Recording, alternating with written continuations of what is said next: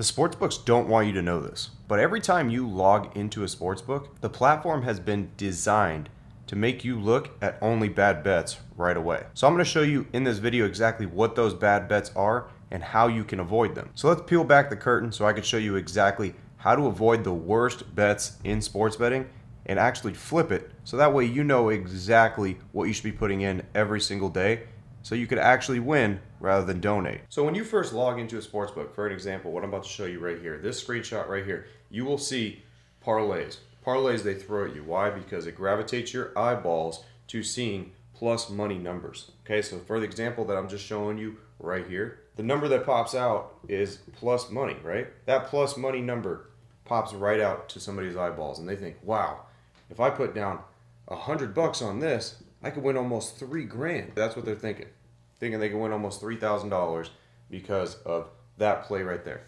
They're not even realizing what the play actually is. So let's go ahead and break down what are the actual numbers behind where your eyeballs gravitate as soon as you log in and what these sportsbooks want you to see. So right off the bat, they got Matt Olson to hit a home run and Sal Stewart to hit a home run. Both of these players have to hit a home run for you to be able to win. Now let's break down their overall probability of even being able to hit a home run this season. Matt Olson, 26%. Sal Stewart, 20%. That's just their overall percentage of them being able to hit a home run, not taking into account the matchup against the pitcher that they're going against in each of these games. Now, take into account the matchup that they're going against. Neither one of these guys has even got one hit. 0 hits. Just a hit between both of these guys against the opposing pitcher that they're going against. This is a play that they throw right front and center for you to be able to want to bet on. And the reason why is look at these numbers that I'm showing you right here. You got 26% chance that Olson just hits a home run on the season. 20% chance Stewart gets one on the season. Both of them don't even have a hit against the opposing pitcher that they're going against. They're hitless. Forget home run. They haven't even got a hit. They haven't even had contact. Now let's take into account the percentages. So what you have to do is you have to take both these percentages here with the matchup into account and grab a probability. So your true probability here of these two players being able to hit home runs, both of them against a pitcher that they haven't even got a hit off of, is 1.1%. Now take the odds into play here. These odds, we need to calculate the implied probability for that. Now the implied probability for that is 3.4%. So if we look, we have a negative 2.3% edge for this type of play. And they feed you this all day long. All day long. As soon as you log into a sportsbook, front and center, complete bad bets. They don't want you to know the true numbers behind this because they know 99% of people that log into the app are not going to be able to calculate this or even know what to look at to realize that they're getting ripped off. This is the equivalent of going to a store where you know you're going to buy a bottle of water and you know it's worth about $2, but they charge $5 for it and you end up buying it. It's the same exact concept. You're getting ripped off. Because not only is it a bad bet to begin with, they're giving you bad odds with it as well to create a negative edge. Because for the odds to actually match what they should be, for the probability wise, the odds on this play should actually be plus 9,000. That's what the odds actually should be. Look at what a ripoff that they're trying to get you here. Okay, plus 28.55 when it should be plus 9,000. That's the same thing as the water bottle, where the water bottle should be $2, but they're charging $5 for it.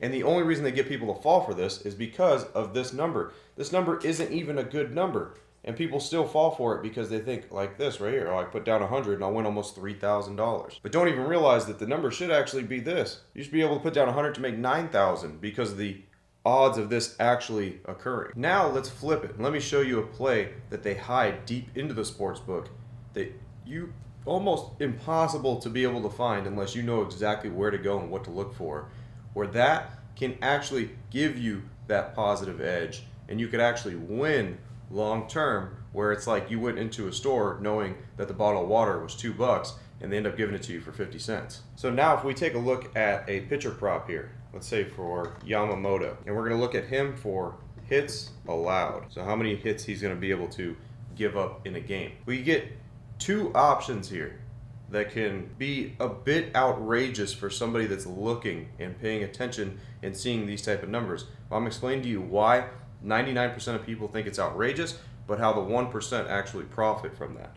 So hits allowed, we're going to go under 7.5 and under 6.5. We're going to look at the difference here. That means he has to allow 8 hits here to lose this and 7 hits here to lose. Now let's take a look at the odds behind this. The odds behind this one is minus 1820 and here is minus 620. So what that translates to here is if you put $100 down here, you'll win 16. And here, if you put $100 here, you'll win about $6. So now when you look at this, obviously what drastically changes from the prior one that I showed you here. Your eyes don't even pay attention to these type of odds. Reason why is because they're not exciting. You can't put down $100, win $2,000. That's not what this means. It means putting down $100, you're winning 6. Putting down $100, you're winning 16. This is where the sports books make all their money, because the mindset behind that is this right here and this is not worth it.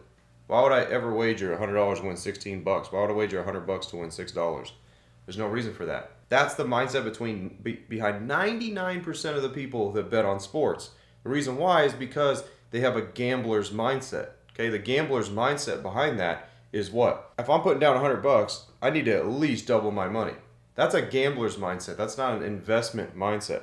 Okay, an investor's mindset is what? If they put $1 million into a stock, they're looking to get 5 to 10% on that $1 million, and they're satisfied with. They're not looking to get 100% return in one day on a stock that they're putting $1 million into. So let's take this into a similar equation. On your return on investment for this single play, this one right here is plus 6%, and this would be plus 16%. An investor would take that all day. This is where your mind needs to gravitate towards. Forget about the odds. Forget about looking at what the odds are. You need to gravitate on what your ROI is going to be in your percentage. That's where your mind should go. Your mind should go there rather than it's not worth it. It's always worth it. When you have a 6% return, a 16% return, that's always worth it, because in the long game of continuously getting returns like this, they stack up over time. So the sportsbooks don't want people to know this, and 99% of people don't know this. That's why they lose money. That's why these sportsbooks are worth billions and billions of dollars, because people do not understand the concept behind this. There's a reason why these type of odds are at the sportsbook. And most people think it's because, oh, that's only for idiots. Idiots will go and play stuff like that, where it's actually complete opposite. Only the smart people actually go and bet on plays like this. Reason why is because of the rate of return on investment there, and the rate that you're actually going to win, which is what we're going to get into right now. So let's look at actually the probability for Yamamoto to go under 7.5 hits and under 6.5 hits. So if we take under 7.5 hits here, his percentage on the season for that is 100%, nearly guaranteed. He has never gave up more than 7.5. He's never had 8 hits. He's never given up 8 hits the whole entire season. It's 100%. Now let's look at 6.5. 6.5 is 95%. Almost the same category there. Nearly guaranteed. There's been, what, one outing, I think. Maybe he's given up more than 6.5. But that's it. Now look at that transition. Compare that to what we were looking at before. We were looking at before of a 1.1% chance of that happening to a guarantee of 100% to 95% chance of this being able to occur. Now, translate that back to your percent here.